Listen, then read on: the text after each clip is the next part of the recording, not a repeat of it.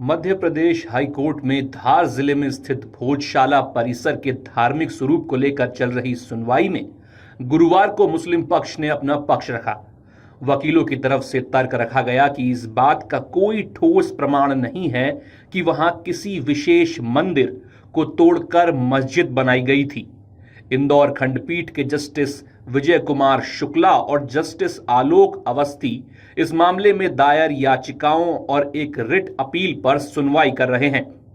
मौलाना Kamaluddin welfare society धार की ओर से वरिष्ठ अधिवक्ता सलमान खुर्शीद ने अदालत में विस्तृत दलीलें रखते हुए कहा कि किसी विशिष्ट काल में मंदिर को तोड़कर उसी स्थान पर मस्जिद बनाए जाने का कोई साक्ष्य उपलब्ध नहीं है।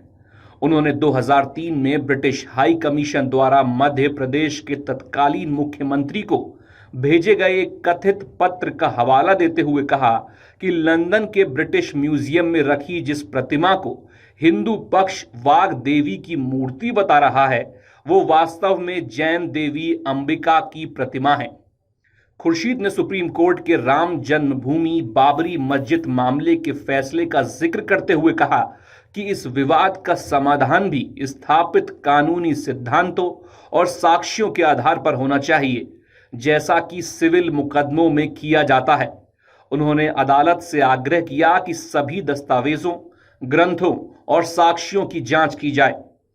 उन्होंने राम सेवक गर्ग की पुस्तक हजरत मौलाना कमालुद्दीन चिश्ती का हवाला देते हुए कहा कि धार जो कभी मालवा की राजधानी थी, इतिहास में कई बार हमलों, लूट और पुनर्निर्माण का केंद्र रहा है। इसमें हिंदू शासकों की गतिविधियां भी शामिल थीं। खुर्शीद ने यह भी कहा कि 1305 में मालवा पर आक्रमण करने वाले अलाउद्दीन खिलजी के सेनापति ऐन उल मुल्क मुल्तानी को धार को अलग से लूटने या नष्ट करने की आवश्यकता नहीं थी, क्योंकि उन्होंने मांडू जीतने के बाद सीधे शासन स्थापित कर लिया था। उन्होंने ये तर्क भी दिया कि कमालुद्दीन चिश्ती से जुड़ी मस्जिद उस समय के शासक की ओर से परिसर में बनवाई गई थी, न कि किसी मंदिर को बलपूर्वक तोड़कर। अब इस मामले की अगली सुनवाई सोमवार को होनी है। आपके राज्य की खबरें, आपके शहर की खबरें सबसे पहले जानने के लिए देखते रहें अमर उजाला। चैनल को सब्सक्राइब जरूर कर लें और पाएं हर अपडेट।